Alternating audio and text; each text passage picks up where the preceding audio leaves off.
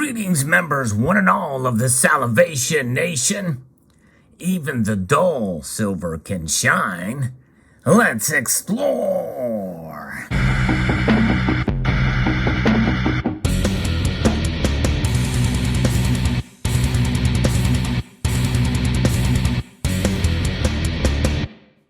Another small little victory for silver today. Indeed, we have to celebrate the small victories, as tiny as they may seem, and maybe even temporary, but we've been seeing more and more of them lately. That is strengthening the case for silver against two other metals. That's right, silver's finding strength amidst some slight weakness, ever so slight, in these two other metals. And you could probably guess what they are, but we'll get to them here in a moment. I'm going to be referencing a couple of pieces here. FX Empire, and then there's another one by FX Street that talks a little bit about this. Following the Federal Open Market Committee meeting decision, despite the rally in the U.S. dollar, as the FOMC raised rates by 75 basis points, gold and silver ironically went higher too. Silver could be on the cusp of a relief rally near term, especially if today's high, which it did top out about $19.90. As I record this video, it's at $19.72. That's almost a third of a percentage point increase from yesterday's upwards move. It's coming close to that $20. We could get a daily close above $20 maybe tomorrow. We'll see what happens. But some of the patterns, the technical analysis can leave you into a couple of different directions here. I really don't get into the technical analysis aspect of these metals, but I think it's quite fascinating to see where we can go, because there's a lot of emotion that drives the price of gold and silver too. And I think that's part of kind of what we're looking at here in the price movement of these metals.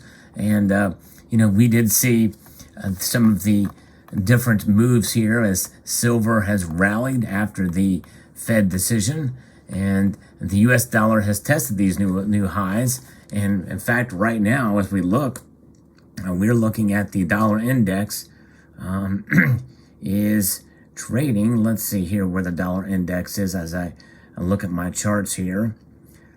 We see the dollar index is down ever so slightly. But so it is a surprise that one of the metals is down as well, although the small drop in the dollar index is negligible. It's only 0.16%, but that is having a pretty big impact for the amount of drop that we're seeing in gold's price, because gold is one of those metals that has fallen here. And so when gold drops and silver rises, that is going to narrow the gap between gold and silver. And that's exactly what we're seeing right now. The gold to silver ratio has now narrowed to 85.19, getting closer to 85. Still very high, which is why this is just a small victory. Gold is though down 0.13%, and the dollar index is down 0.18%. So it's kind of interesting. You would think it would be the other way around. And it could be that the dollar strength and how gold is reacting and silver is up. And so that it's going to make you wonder, well, silver is probably up because another metal is up because it's trading as an industrial metal. But no, that is not the case, because the second metal that we're looking at here is, yep, you probably guessed it if you've been following my videos over the last a couple of weeks here. Well, you found out that really up until a certain point, we watch silver based off of what the other metal does. The red metal, copper. Yes, indeed. Copper is moving in a direction now.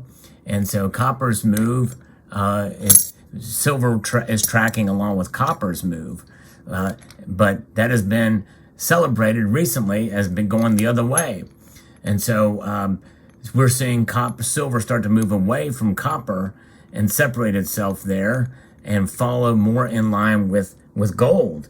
But today is unusual in that silver is not following either metal. Why? Because copper is indeed down. Copper's price is down almost a half a percentage point. That's at the $3.56 a pound for the ask price. And so that kind of means that silver is kind of acting on its own with regards to where it's moving today. There's only one other metal that's in positive territory today, and that is palladium. Even platinum is down a little bit. So it's interesting to see how this is happening. We're finding a little bit of strength with silver, and that could mean that silver is uniquely undervalued. Maybe the markets are realizing this, and so this is why we are seeing some strength here, where it's seeming to operate independent of copper and independent of gold. Gold and copper are these two metals that we're starting to see, have no effect, at least today, on where silver is going. A fascinating kind of analysis here to see how this is operating here, where silver is finding its strength. And as we try to get it to settle above, if its attempt is successful, it has a real good chance that we could see it fall back above $20 again. And that's another small victory that we could have for silver. And at least right now, as I record this video, you never really know where things could move, but I keep refreshing the markets here, and they're staying kind of the same here. Not much movement one way or the other, as we are very, very close to closing, at least in the New York side. Then we track the markets in Asia, because it's a new day there. But gold and silver, pretty interesting how they are not tracking along with each other.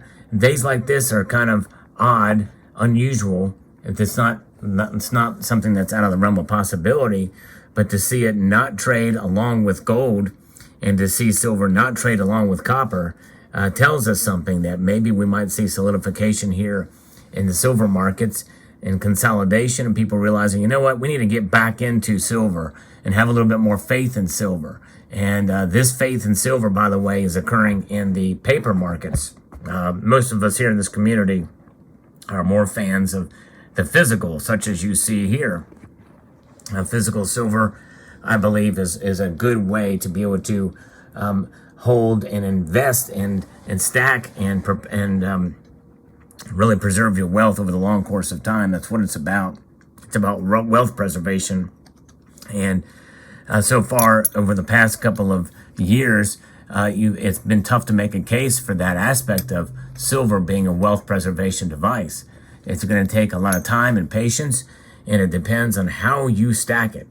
There are wrong ways to stack silver, folks, and I might do a video on that because I think it's profound to understand that there are certainly ways to be able to really get burnt out on silver and to lose your shirt on it. You don't want to do that. You want to be able to buy smart if you're stacking silver. Now, sometimes silver can be accumulated as a collection, and some people enjoy it as a collector metal, so to speak, that has intrinsic value as well. Nothing wrong with that. I certainly do that myself.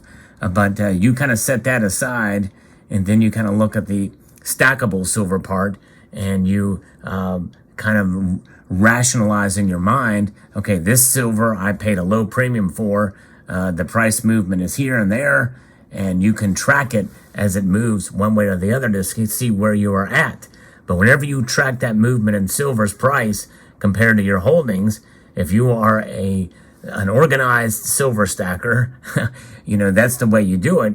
But of course, when you do that, you track the price and the value based off of the price of your metals over the course of time.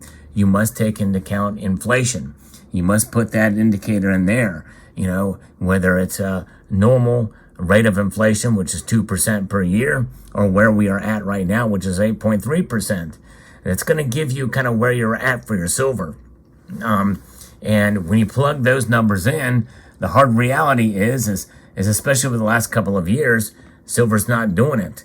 Unless you bought it just the right times or most of the right times, because when you take into account premiums, it's very difficult, which is why it's a longer road. We're talking 5-10 years, and maybe even longer for silver. Look at where silver was 20 years ago to where it is today. That means you got to look past 2011 when the price is sky high and average it in throughout that time.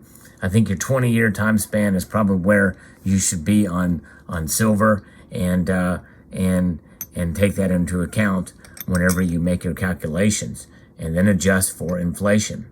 I did a video quite some time ago about silver, and how 100 years worth of history of prices proves its worth as a wealth preservation tool. But you got to look at the long period of time, averaging it in the prices, averaging in inflation, adjusting for inflation rather, and to see where you're at there.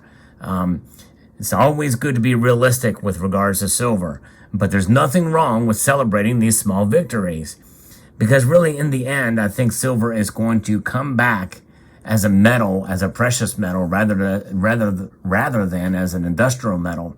I mean, certainly we'll have industrial metal attributes, and that will continue to be the case, and that will eventually help silver throughout. But you're going to see this separation, you're going to see this volatility, but a foundation of silver as a precious metal is what we all hope for and we all want to see. Does that mean we'll become rich by holding silver? No, we should not expect that. There's only certain ways you can do that. And you got to be a savvy investor in order to make that happen, to actually make money on silver. And you can't say that, oh, okay, I bought this silver for $17 before the pandemic out the door, and then come here and say, that I'm going to sell this silver bar that I bought for $17 then for $22. I've made, $5. Well, in reality, you probably didn't when you take into account inflation. You may have broken even or maybe even lost a little bit of money. So take that into account as well, too. But nonetheless, there you have it. Let me know what your thoughts are in the comment section below. Silver has found some strength today. It's okay to celebrate. I want to extend a multitude of gratitude to you all for taking the time to watch. And guess what I didn't ask you to do? I didn't ask you to press the thumbs up button. Is that okay? I mean, if you do it, I'm not going to complain. Let's explore for the next video, and I want to encourage you to please comment and subscribe. And I'm not asking you to thumb up the video.